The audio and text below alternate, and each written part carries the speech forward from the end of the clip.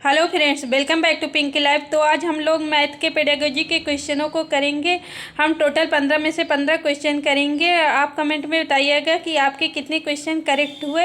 ये दिसंबर 2022 28 दिसंबर को जो पेपर हुआ था उसी के क्वेश्चन है।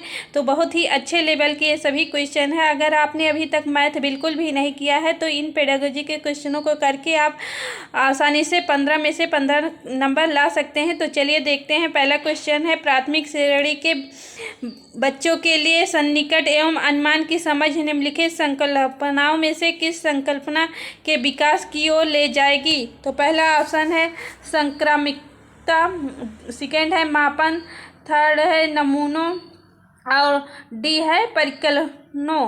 तो इनमें से क्या है? तो इसमें संक्रामिकता भी है, मापन भी है और परिकलनों, ये ए बी डी है, सी वाला नहीं है। नमूनों का उपयोग नहीं किया जाएगा। अनुमान सन्निकट एवं अनुमान की समझ के लिए इसमें नमूने का उपयोग नहीं किया जाएगा। तो A B D fourth option में दिया गया है। तो फोर्थ ऑप्शन हमारा करेक्ट हुआ। अगला क्वेश्चन देखते हैं। जब एक बच्चे को 567 को लिखने के लिए कहा गया तब उसने उसे 50,067 लिखा। इस त्रुटि का सर्वाधिक उपयुक्त कारण क्या हो सकता है? तो 1 है बच्चा कक्षा में ध्यान नहीं दे रहा है और एक लापरवाह श्रोता है। सेकेंड है बच्चा एक सतर्क श्रोता है किंतु स्थानीय मान की अवधारणा को स्थापित नहीं कर पाया है। थर्ड है बच्चा केवल 2 अंकीय संख्याएं पहचानता है। फोर्थ, स्थानीय मान की अवधारणा पढ़ाने में शिक्षक की नाकामी है। तो देखिए यहाँ बच्चा, देखिए 500 की जगह पे लिखा है 50,000 और 567 बोला गया था, लेकिन बच्चा 50,067 लिखा हुआ है। तो इसका मतलब है कि बच्चे को स्थानीय मान की समझ नहीं है। तो सेकेंड ऑप्शन, बच्चा एक सतर्क श्रोता है किंतु स्थानीय मान की अवधारणा को स्थापित नहीं कर पा रहा है। तो सेकेंड ऑप्शन इसका करेक्ट हुआ। अगला क्वेश्चन देखते हैं। निम्नलिखित में से कौन सा संस्कृत विशिष्ट ज्ञान का उदाहरण है जो कि प्रारंभिक स्तर के गणित अधिगम में बहुत छोटे बच्चों द्वारा प्रदर्शित किया जाता है? तो फर्स्ट ऑप्शन है अधिगमकर्ता द्वारा प्रयुक्त संख्या शब्द, सेकेंड है संख्या संक्रियाएं, थर्ड है दिक् स्थान संबंधी समझ, फोर्थ है गणितीय पहेलियां आदि हल करना। तो इसका फर्स्ट ऑप्शन अधिगमकर्ता द्वारा प्रयुक्त शब्द संख्या।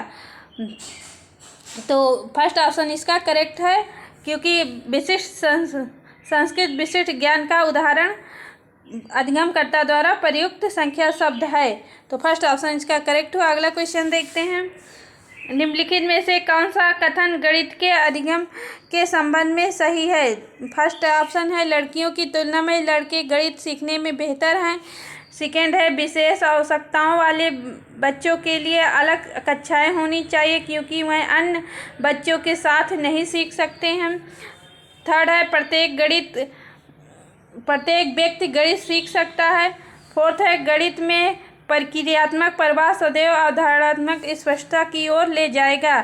तो कथन गणित के अधिगम के संबंध में सही पूछ रहा है, तो प्रत्येक व्यक्ति गणित सीख सकता है। तो ये थर्ड ऑप्शन इसका करेक्ट हुआ। अगला क्वेश्चन देखते हैं। राष्ट्रीय पाठ्यचर्या रूपरेखा 2005 गणित की पाठ्यचर्या को महत्वाकांक्षी होने के लिए तर्क प्रस्तुत करता है। इस दृश्य को दर्शाने के लिए निम्नलिखित में से कौन से सर्वाधिक उपयुक्त हैं? पाठ्यचर्या का संख्या ज्ञान में विद्यार्थियों की क्षमताओं का विकास करना आवश्यक है। बी है पाठ्यचर्या का गणित ये चिंतन एवं विवेचन के लिए विद्यार्थियों के आंतरिक संसाधनों का विकास करना आवश्यक है। और सी है पाठ्यचर्या का गणितीय पहेलियों को हल करने में विद्यार्थियों की क्षमता का विकास करना आवश्यक है।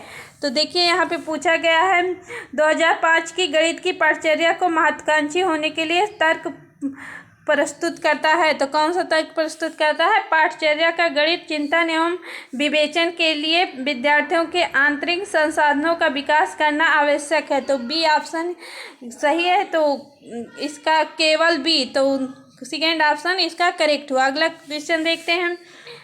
राष्ट्रीय पाठ्यचर्या रूपरेखा 2005 के अनुसार प्राथमिक स्तर के गणित पाठ्यक्रम को सबसे कम केंद्रित होना चाहिए। 1 दिया गया है प्रासंगिक गणितीय शब्दावली के विकास में। 2 है दिक् स्थान संबंधी समझ के विकास में। 3 है प्रतिमानों प्रतिरूपों की पहचान। 4 है समस्याओं को हल करने के लिए मानक कलन विधियों का उपयोग। तो राष्ट्रीय पाठ्यचर्या रूपरेखा 2005 के अनुसार प्राथमिक स्तर के गणित पाठ्यक्रम को देश पर सबसे कम केंद्रित होना चाहिए। तो फर्स्ट ऑप्शन प्रासंगिक गणितीय शब्दावली के विकास पर सबसे कम केंद्रित होना चाहिए। तो फर्स्ट ऑप्शन इसका करेक्ट हुआ। अगला क्वेश्चन देखते हैं। निम्नलिखित में से कौन सा रचनात्मक आकलन का उद्देश्य नहीं है? तो फर्स्ट दिया गया है बच्चे की भ्रांतियों के बारे में जानना। सेकेंड दिया गया है ज्ञान के निर्माण में बच्चे की समझ को आंकना। थर्ड दिया गया है पिछली अवधारणा पर आधारित नई अवधारणा को प्रस्तुत करना। 4 यह जानना कि शिक्षण युक्त विधि उपयुक्त है या नहीं। तो इसमें रचनात्मक आकलन का उद्देश्य नहीं है पूछा गया है। तो रचनात्मक आकलन का उद्देश्य पिछली अवधारणा पर आधारित नई अवधारणा को प्रस्तुत करना। थर्ड ऑप्शन इसका करेक्ट हुआ। अगला क्वेश्चन देखते हैं। प्राथमिक कक्षा की एक शिक्षिका अपने विद्यार्थियों में गणितीय तर्कणा विवेचन के कौशल के विकास पर ध्यान केंद्रित कर रही है। निम्नलिखित में से कौन से कार्य उनकी सबसे उपयुक्त तरीके से सहायता कर सकते हैं? तो 1 अपनी कक्षा में गणितीय क्रीड़ाओं और पहेलियों का उपयोग करना। बी अभ्यास के लिए दिए गए एक सूत्र पर आधारित बहुत सारे प्रश्न देना। थर्ड है नियमित कक्षा परीक्षाओं का आयोजन करना। 4 है श्यामपट्ट पर पाठ्य पुस्तक के प्रश्नों को हल करना। तो देखिए इसमें प्राथमिक गणितीय तर्कणा विवेचन के कौशल के विकास पर ध्यान केंद्रित करता है। तो कौन सा विकास पर ध्यान केंद्रित करता है? अपनी कक्षा में गणितीय क्रीड़ाओं और पहेलियों के उपयोग करना। तो फर्स्ट ऑप्शन इसका करेक्ट हुआ। अगला क्वेश्चन देखते हैं।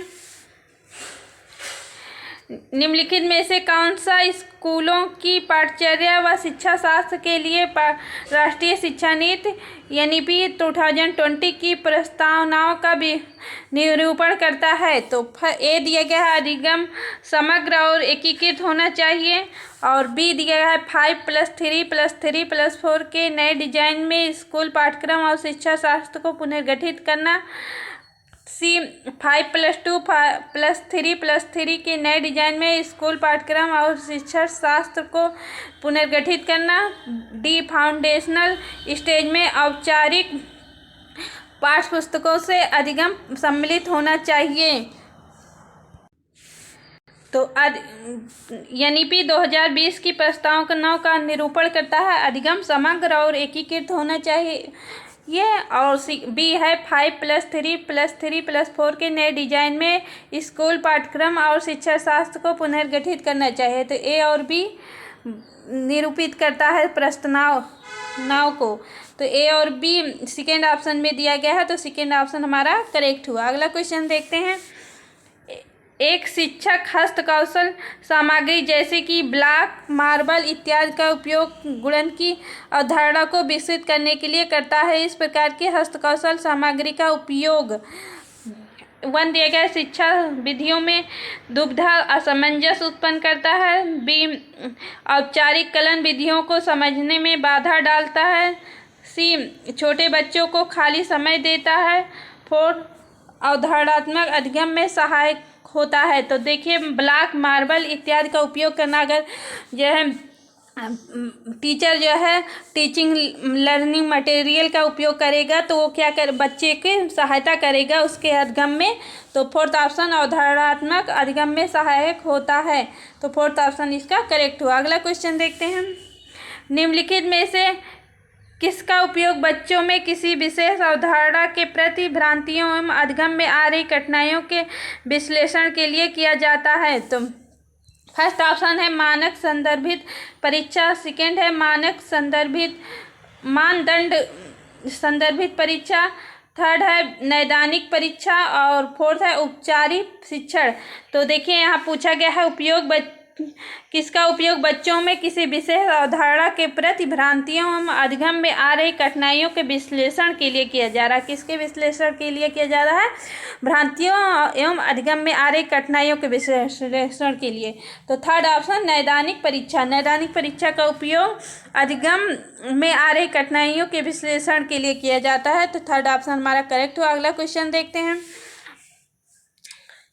कथन दिया गया है और उसमें हमें बताना है कि कौन सा इसमें ऑप्शन करेक्ट है। पहला दिया, कथन में दी गई जानकारी के आधार पर निम्नलिखित में से कौन सी सुझाई गई शिक्षण विधियां शिक्षार्थी को गणितीय ज्ञान का निर्माण करने का प्रत्यक्ष अनुभव प्रदान करती है? तो एक शिक्षक इस अवधारणा को पढ़ाना चाहता है कि चतुर्भुज में कोणों का योगफल 360 डिग्री है। तो इसके लिए कौन सी विधि का उपयोग सबसे अच्छा होगा? तो देखिए, पहला विधि दिया गया है, शिक्षक श्यामपट्ट पर एक चतुर्भुज बनाता है और उसके कोणों को चांदा का उपयोग करके मापता है और दिखाता है कि कोणों का योगफल 360 डिग्री के बराबर है। सेकेंड विधि दिया गया है, शिक्षक कागज के एक टुकड़े पर एक चतुर्भुज खींचता है और फिर उसका एक विकर्ण खींचता है ताकि चतुर्भुज को दो त्रिभुजों में विभाजित किया जा सके। वह त्रिभुजों के कोण योग गुणधर्म का उपयोग करके सिखाता है कि चतुर्भुज के कोणों का योगफल 360 डिग्री है। थर्ड है, शिक्षक छात्रों को कागज के एक टुकड़े पर विभिन्न प्रकार के चतुर्भुज बनाने के लिए कहता है और उनके आंतरिक कोणों को मापने और प्रत्येक प्रकार के चतुर्भुज में कोणों का योग खोजने के लिए कहता है।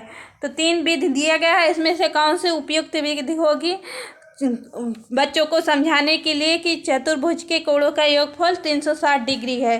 तो थर्ड में दिया गया है, बच्चे इसमें करके सीख रहे हैं क्योंकि बच्चे खुद चतुर्भुज बना रहे हैं, उसको नाप रहे हैं और इस प्रकार पता कर रहे हैं। तो अगर कोई चीज़ बच्चे करके सीखते हैं तो बहुत ही अच्छी तरीके से सीखते हैं। तो थर्ड वाला हमारा करेक्ट होगा। तो देख लेते हैं ऑप्शन में। तो ऑप्शन में दिया गया सेकेंड ऑप्शन पे केवल थर्ड। तो केवल थर्ड वाला सेकेंड ऑप्शन हमारा करेक्ट हुआ। इस प्रकार के क्वेश्चनों को आप बहुत ही तेज़ी से पढ़ने की अपनी हैबिट बना लीजिए क्योंकि आप पेपर ऑफलाइन होगा तो आप जितनी है तेज़ी से पढ़ेंगे क्वेश्चनों को उतना ही जल्दी आप आंसर टिक कर सकते हैं। तो चलिए अगला क्वेश्चन देखते हैं। राष्ट्रीय पाठ्यचर्या रूपरेखा 2005 के अनुसार विविध संस्कृतियों में पटरी विक्रेताओं और आम लोगों द्वारा उपयोग किए जाने वाले गणित को प्राइमरी कक्षा के गणित पाठ्यचर्या में शामिल किए जाने हेतु निम्नलिखित में से कौन सा कथन सत्य नहीं है? तो इसमें कौन सा कथन सत्य नहीं है पूछा गया है। तो फर्स्ट ऑप्शन, औपचारिक गणित और पटरी विक्रेताओं तथा आम लोगों द्वारा उपयोग किए जाने वाले गणित में कोई संबंध नहीं है। तो देखिए, पहला ही ऑप्शन यह सत्य नहीं बता रहा है, तो लेकिन हम और ऑप्शन को भी देख लेते हैं। सेकेंड है, आम लोगों द्वारा प्रयुक्त गणितीय क्रियाएं काफ़ी समृद्ध और महत्वपूर्ण हैं और उनको कक्षीय चर्चा में शामिल किया जा सकता है। थर्ड है, विभिन्न संस्कृतियों में प्रयुक्त गणितीय व्यवहारों को शामिल करना गणित के अधिगम को रुचिपूर्ण और प्रासंगिक बनाने के लिए किया जा सकता है। फोर्थ है, विविध पृष्ठभूमि से आए बच्चे संख्याओं, गिनती और परिकलन के विभिन्न तरीकों को कक्षाई चर्चा में शामिल कर सकते हैं। तो देखिए, इसमें पूछा गया है कौन सा कथन सत्य नहीं है। तो फर्स्ट ऑप्शन वाला सत्य नहीं है क्योंकि इसमें कोई संबंध नहीं है पूछ रहा है। तो ऐसा नहीं है, हमें बच्चों को उनकी कक्षा को बाहरी जीवन से जोड़कर सिखाना चाहिए, ये हमारी पाठ्यचर्या बताती है। तो फर्स्ट ऑप्शन इसका करेक्ट होगा। अगला क्वेश्चन देखते हैं। जब बच्चों को दो भिन्नों को जोड़ने के लिए कहा जाता है तब एक सामान्य त्रुटि जो गणित का शिक्षक अक्सर पाता है वह यह है कि बच्चे अंश को अंश के साथ और हर को हर के साथ जोड़ते हैं। ऐसी त्रुटि का सबसे संभावित कारण क्या हो सकता है? तो पहला ऑप्शन है लिखित अभ्यास का अभाव। सेकेंड ऑप्शन है कक्षा में सतर्कता का अभाव। थर्ड ऑप्शन है प्राकृतिक संख्याओं के योग से संबंधित बच्चों की पूर्व समझ। फोर्थ ऑप्शन है शिक्षण अधिगम सामग्री की अनुपलब्धता। तो देखिए बच्चे अंश को अंश में जोड़ रहे हैं, हर को हर में जोड़ रहे हैं। तो इसका क्या मतलब, बच्चे पहले से जोड़ना जानते हैं लेकिन वो भिन्नों को जोड़ना सही से नहीं जानते हैं। तो पहले से जानते हैं जोड़ना, तो इसका मतलब प्राकृतिक संख्याओं के योग से संबंधित बच्चों की पूर्व समझ, उनकी पूर्व समझ है जो प्राकृतिक संख्याओं को जोड़ने की, वही जो है इस त्रुटि का मुख्य कारण है। तो थर्ड ऑप्शन इसका करेक्ट हुआ। अगला क्वेश्चन देखते हैं। निम्नलिखित में से आकलन की कौन सी विधि अधिगमकर्ताओं के बीच गणित में भय और चिंता को कम करने में सहायता करेगी? तो ए दिया है परियोजना, बी सहयोगी अधिगम कार्य, C paper pencil test, D योगात्मक आकलन। तो कौन सी विधि अधिगमकर्ताओं के बीच गणित में भय और चिंता को कम करेगी? परियोजना करती है, क्योंकि परियोजना में बच्चे खुद उसमें शामिल होते हैं, उसे करके सीखते हैं। और सहयोगी अधिगम कार्य, इसमें बच्चे एक दूसरे का सहयोग करके सीखते हैं। तो ए और बी दिया गया है फोर्थ ऑप्शन में, तो फोर्थ ऑप्शन हमारा करेक्ट हुआ। आज के वीडियो में इतना ही। वीडियो पसंद आया हो तो वीडियो को लाइक कर दीजिएगा, शेयर कर दीजिएगा। चैनल पर नए हैं तो चैनल को सब्सक्राइब कर दीजिए और आगे कमेंट में बताइए कि आपको कौन से टॉपिक पर वीडियो चाहिए, मैं आपके लिए वीडियो लाऊंगी। तो मिलते हैं नेक्स्ट वीडियो में, तब तक के लिए टेक केयर, बाय बाय।